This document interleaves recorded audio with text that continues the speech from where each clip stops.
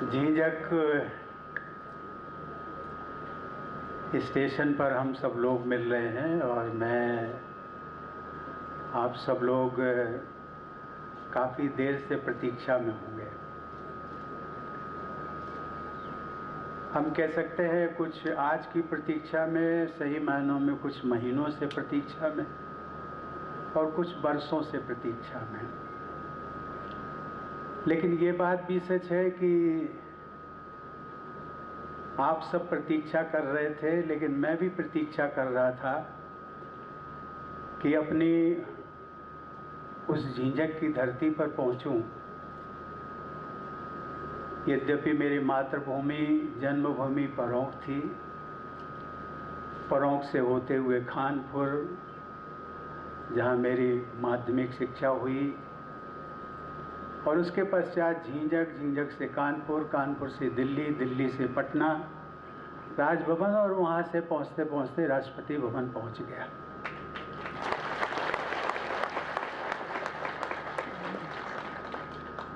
जिलाधिकारी महोदय कह रहे थे कि मैं यहाँ पर आशीर्वाद देने आया हूँ। वास्तविकता तो ये है कि मैं आप सबका आशीर्वाद लेने के लिए आया हूँ।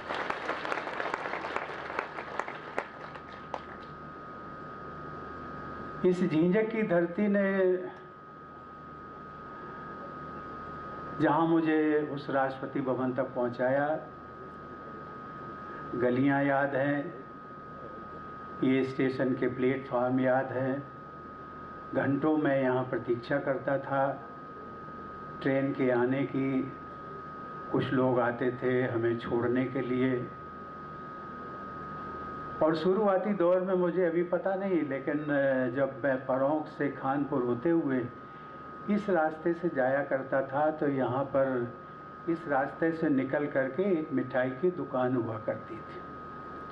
बहुत पुरानी बात है, अभी मुझे पता नहीं। वो रास्ता शायद बंद भी हो गया क्योंकि विकास हुआ। विकास के साथ साथ में यहाँ पर विकास हुआ, इसके बाद में फिर ओम नगर और विकास होता गया। वो रास्ता भी शायद बंद हो गया होगा। लेकिन आज मैं जहाँ पे खड़ा हूँ, मेरे दो बहुत मित्र, शुभचिंतक, और जो मैं कहूँ कि जिनसे मैंने बहुत कुछ सीखा, जिनसे बहुत वर्षों से आत्मीयता थी। एक बाबूराम वाजपेयी जी, जिनका मकान ये ठीक पीछे है, जो कुछ समय पहले हमें छोड़ के चले गए, और उसके पश्चात झींझक के अतिरिक्त एक बड़े प्रतिष्ठित व्यक्ति हुए थे रसूलाबाद के, रामविलास त्रिपाठी जी। वो भी अभी कुछ समय पहले हमें छोड़ के चले गए। लेकिन इन दो नामों का मैंने उल्लेख किया है। ना जाने कितने अनगिनत लोग इस क्षेत्र के वो हमसे बिछड़ गए, कुछ आम बीमारी के कारण, कुछ अपने आयु के कारण, और कुछ सबसे बड़ी बात यह है कि इस महामारी के कारण, कोरोना महामारी। लेकिन आज मैं इन सभी पूर्ण आत्माओं को श्रद्धांजलि देता हूं और ईश्वर से प्रार्थना करता हूं उनके परिवार को इस क्षति को सहन करने की क्षमता दे, और उन्होंने जो हम सबके सामने आदर्श रखे हैं उन सब पर हम सबको चलने की प्रेरणा देती रहे। सही मायने में झींझक आने का कोई प्रोग्राम नहीं था, परौंक जाने का प्रोग्राम था। वो मातृभूमि है, जन्मभूमि है, और कार्यक्रम था कि मैं दिल्ली से कानपुर, कानपुर से फिर हेलीकॉप्टर से जाऊंगा। लेकिन इसी बीच में रेल मंत्री जी मिले और उन्होंने कहा कि मुझे पता लगा है कि आपका नियरेस्ट रेलवे स्टेशन झींझक है, उसके बाद रूरा भी है, कानपुर देहात के दो प्रमुख स्टेशन हैं। अब मैं चाहता हूं कि इस दौरान रेलवे ने बहुत विकास के कार्य किए हैं, और सबसे बड़ा विकास का कार्य जो मैं सुनता था आज मुझे देखने को भी मिला। दिल्ली से जो फ्रेट कॉरिडोर, उसका जो निर्माण कार्य हुआ है वो अत्यंत सराहनीय है। उसकी शायद कल्पना, चूंकि हम लोग सीधे उससे जुड़े नहीं हैं, उसके क्या क्या फायदे हैं, लेकिन जो व्यापारी वर्ग है वो समझता है। आज मैंने देखा संयोग से हमारे साथ में सुबह जब वहाँ सफदरजंग रेलवे स्टेशन से चले थे तो रेल मंत्री जी आए थे। यद्यपि उन्होंने इच्छा जाहिर की थी कि मैं चलता हूँ आपके साथ कानपुर तक, लेकिन मैंने कहा था कि नहीं, आप मत चलिए, आप केंद्रीय रेल मंत्री हैं, आपको बहुत सारे काम हैं, ये एक दिन की जर्नी आप मेरे साथ मत बिताइए। लेकिन आपके जो सबसे बड़े अधिकारी हैं, रेलवे बोर्ड के चेयरमैन, वो मेरे साथ में आए हुए हैं, मुझे खुशी है। और मैं चाहूँगा कि आज सभी यहाँ पर उपस्थित बड़े बड़े अधिकारी हैं, रेलवे के भी सबसे बड़े अधिकारी हैं, जिला के भी अधिकारी हैं, और हमारे प्रदेश सरकार के 2 मंत्री हैं, राम नरेश अग्नोत्री जी कैबिनेट मंत्री हैं, अजीत सिंह पाल हैं, वो भी यहाँ पर हैं।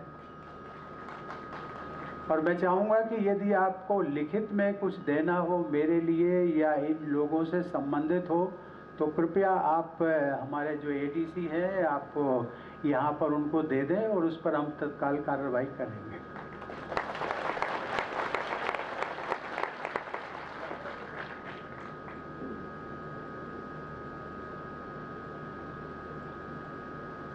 यद्यपि बहुत कुछ कहने का नहीं है, लेकिन फिर भी कभी कभी होता है कि जिस धरती से मैं जुड़ा रहा, एक संघर्ष भरी कहानी है, और सबके जीवन में संघर्ष होता है।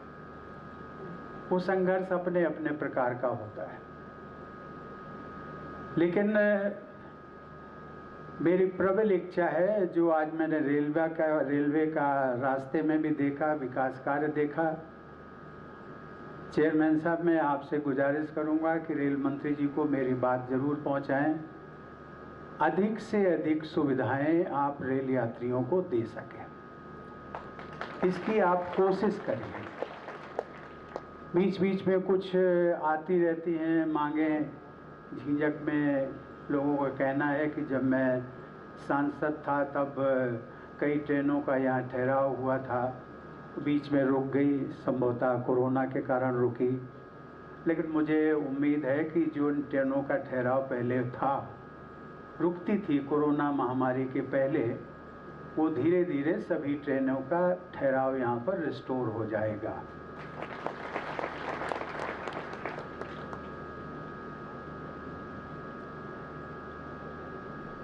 आप वहाँ पर हैं, ये लोग यहाँ पर हैं, मैं यहाँ पर हूँ। सही मायने में मैं इस मिट्टी से, जहाँ आपके हैं वहीं मैं भी हूँ। मुझे लगता नहीं है कि मेरे और आप में कोई दूरी है। कम से कम में ये प्रोटोकॉल के कारण दूरी जरूर लगती है, लेकिन दिल से दूरी नहीं है। और वैसे भी देखा जाए तो आप भी नागरिक हैं, हम भी नागरिक। बस अंतर केवल ये है कि मुझे कहा जाता है कि देश का प्रथम नागरिक। तो नागरिक तो हम दोनों हुए, तो अंतर कैसा? बस यही है कि जो कतार है उस कतार में मैं पहला व्यक्ति हूँ, इसलिए मुझे प्रथम नागरिक कह दिया गया। लेकिन देश आज़ाद हुआ, बहुत तरक्की हुई है, बहुत तरक्की होनी बाकी है। ये तरक्की कौन करेगा? केवल सरकार नहीं करेगी, हम सबको मिलकर के करना है। ये देश हमारा है, झिझक हम सबका है, ये उनका नहीं है जिनको हमने चुना है। जो विधायक हैं, जो मंत्री हैं, जो सांसद हैं, केवल उनका नहीं है। वो तो केवल 5 साल के लिए आए हैं, दोबारा फिर जब आप उनको अवसर देंगे तो फिर चुने जाएंगे। लेकिन हम सबको तो यहीं रहना है, तो हम सबको एक स्थायी नीति बना करके और उस सोच के तहत हमें आगे बढ़ते रहना। ये जो मैंने नागरिकता की बात की, हम दोनों नागरिक हैं, हम सब नागरिक हैं। हम लोग अधिकारों की बातें बहुत करते रहते हैं। हमारा अधिकार है कि ये ट्रेन यहाँ ठहरनी चाहिए, हम रेलवे को इतना प्रॉफिट देते हैं, इतनी उनकी इनकम होती है। ये भी है कि नहीं यहाँ से सड़क निकलनी चाहिए, ये भी है कि दूसरे कार्य भी होने चाहिए। बात सच है, मैं सहमत हूँ, उससे मैं अलग नहीं हूँ। लेकिन कहीं न कहीं नागरिक होने के नाते हम सबके भी जो दायित्व हैं वो भी हम कभी कभी पुनर्विचार कर लिया करें। संविधान में इसका उल्लेख दिया हुआ है, और जो पढ़े लिखे हैं वो पढ़ते भी हैं, लेकिन उस पर जो अमल होता है वो अमल नहीं हो पाता। यदि कभी आवेश में, हम लोगों ने देखा होगा, आवेश में कभी कभी किसी मांग को लेकर के ट्रेन का ठहराव, मैं उदाहरण दे रहा हूँ, ट्रेन का ठहराव यहाँ नहीं होता है तो हम ट्रेन को रोकते हैं। कभी कभी इतने आवेश में आ जाते हैं कि ट्रेन में आग भी लगाने की कोशिश करते हैं। आखिर ये ट्रेन है किसकी? ये मैंने केवल ट्रेन का उदाहरण दिया है। इस प्रकार से न जाने कितने, कभी कभी हम लोग एक आंदोलन चलाते हैं, उसमें बसेस को आग लगाई जाती है, स्कूटर्स, मोटरसाइकिल, सड़कों पर न जाने क्या क्या होता है। ये एक अच्छी प्रवृत्ति नहीं है। इसमें हम लोगों को एक क्षणिक संतोष मिल सकता है, लेकिन अंततोगत्वा हमारी पीढ़ी ही इसको सफ़र करने वाली है। ट्रेन अगर रुक जाएगी, ट्रेन को आग लगा दी जाएगी, ट्रेन का नुकसान होगा, किसकी है? कहते हैं कि सरकार का। सरकार किसकी है? अरे जिसने टैक्स दिया है, जो टैक्स देता है। आज यदि मैं कहने को सब जानते हैं इसलिए कहना, उसमें कोई बुराई नहीं है। यदि राष्ट्रपति देश का हाईएस्ट पेड एम्प्लॉई है तो वो टैक्स भी तो देता है।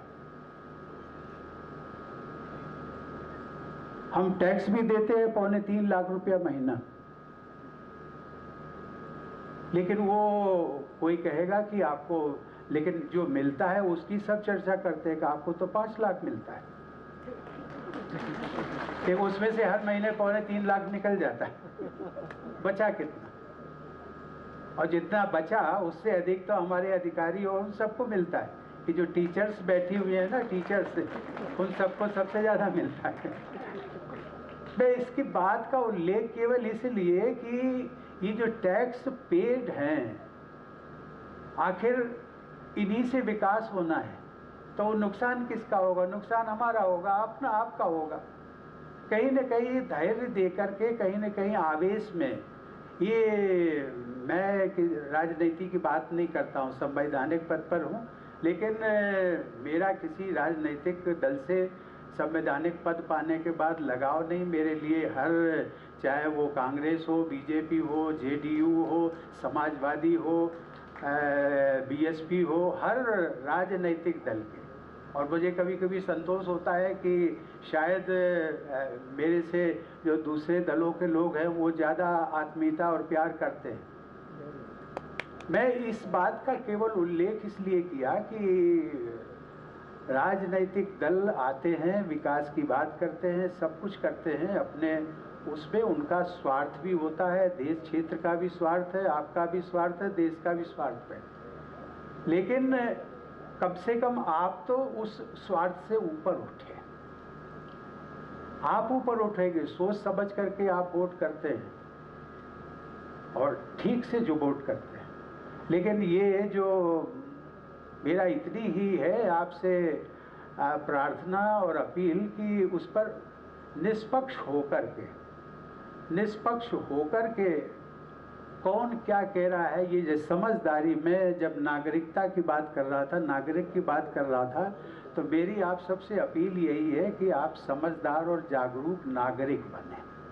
और जब देश का हर नागरिक समझदार और जागरूक नागरिक बनेगा तो मुझे लगता है कि देश के विकास की रफ्तार तेज होगी। आज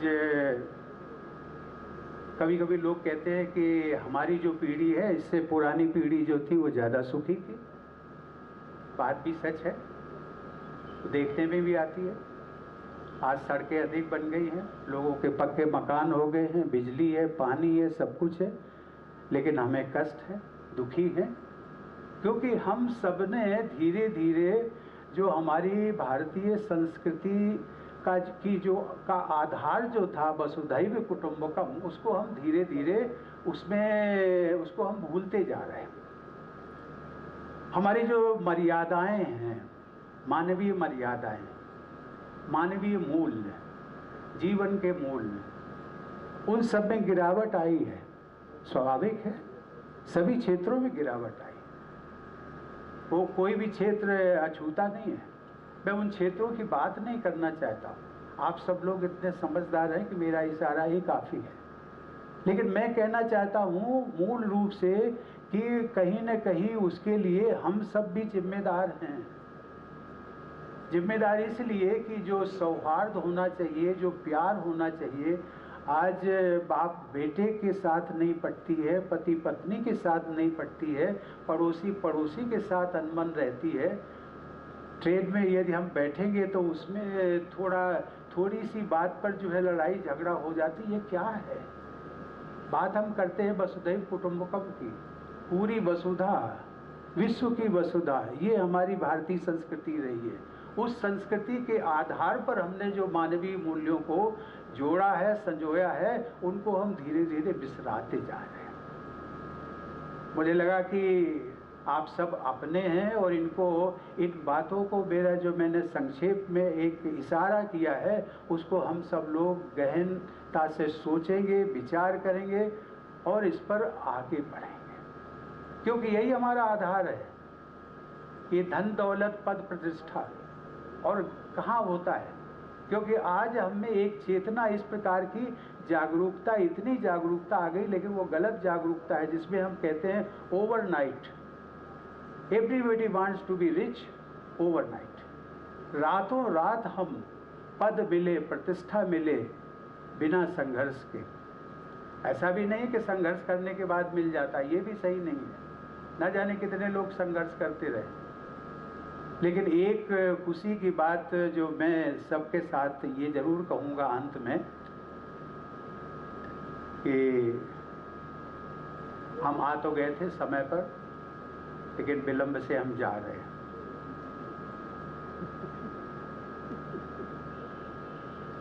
उत्तर प्रदेश से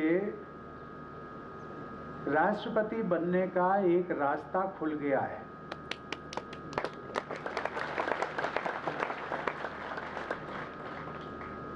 ये संयोग है, उत्तर प्रदेश की धरती, उत्तर प्रदेश ने न जाने कितने प्रधानमंत्री दिए, लेकिन संयोग से कोई राष्ट्रपति नहीं हो पाया। इसलिए मैं कहता हूँ कि उत्तर प्रदेश की धरती की ये पुण्य है और आप सबका आशीर्वाद है जिसके लिए रास्ता खुला है। मैं तो आप सबको संकेत कर रहा हूँ कि जो आप लोग बैठे हैं या उत्तर प्रदेश के लोग बैठे हैं, कहीं न कहीं यदि आप अपने संघर्ष और कृतित्व, एक ऐसा अनुकरणीय कृतित्व लेकर के यदि आप चलेंगे तो आप कहां से कहां तक पहुंच सकते हैं। मेरी बहुत बहुत शुभकामनाएं। आप सबका मुझे आशीर्वाद मिला, मुझे बहुत प्रसन्नता है। और ये भी मित्रों बात सच है कि संयोग जब होता है, समय मिलता है, तब वो सब चीज़ें मिल जाती हैं और उसी के आधार पर मिलना भी होता है। नहीं तो मैं तो पिछले 3 वर्षों से सोच रहा था झींझक आने का मौका मिले, परौंक जाने का मौका मिले। 2019 से लगातार प्रयास कर रहा था, नहीं बना। पिछले वर्ष कोरोना का आ गया, अभी इस वर्ष भी ये प्रोग्राम बन नहीं पा रहा था, लेकिन फिर भी मैंने कहा कि नहीं, हम जाएंगे, इस बार हम जरूर जाएंगे। लोगों ने कहा बरसात शुरू होने वाली, मैंने कहा होने दो बरसात। मैंने कहा बरसात में लोग तो काम करते हैं ना, जब हम जाएंगे तो वो भी मिलेंगे, हम मिलेंगे वो भी मिलेंगे। लेकिन मैं फिर आशा के साथ में, इस उम्मीद के साथ में जा रहा हूँ कि आप सब लोग स्वस्थ रहें, सुखी रहें। अंत में एक प्रार्थना जरूर करूँगा। कोरोना महामारी अदृश्य महामारी है, ये दिखाई नहीं पड़ती है, ये पता नहीं है। मुझे खुशी है कि हमारे मीडिया के लोग यहाँ पर सभी मास्क लगाए हैं। मास्क मत छोड़िए, घर में हो तो चल सकता है, घर के बाहर है तो मत अभी छोड़िए। अभी तीसरी लहर की बात आ रही है, अनसर्टेनिटी है, कुछ नहीं कहा जा सकता है, और हमें अपने को यदि सावधान रखना है तभी हम इससे बच सकेंगे।